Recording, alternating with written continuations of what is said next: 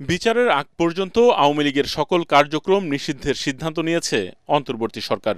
রাতে উপদেষ্টা পরিষদের ৩ ঘণ্টার জরুরি বৈঠক শেষে এ কথা জানান আইন উপদেষ্টা ডক্টর আসিফ নজরুল।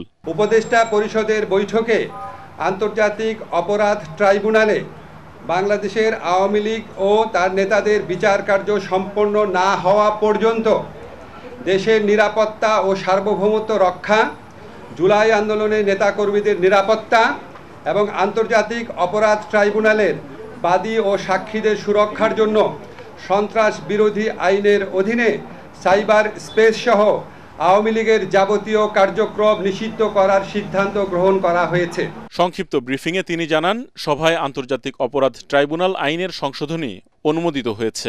আন্তর্জাতিক অপরাধ ট্রাইব্যুনাল আইনের সংশোধনী অনুমোদিত হয়েছে।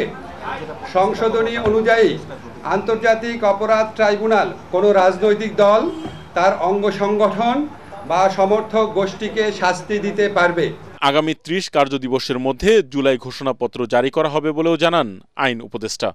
আজকের উপদেষ্টা পরিষদের বৈঠকে জুলাই ঘোষণাপত্র আগামী ৩০ কার্যদিবসের মধ্যে চূড়ান্ত করে প্রকাশ করার সিদ্ধান্ত গৃহীত হয়েছে।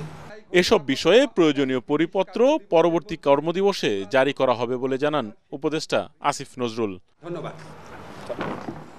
ইয়াসিন রানা, এটিএন বাংলা, ঢাকা।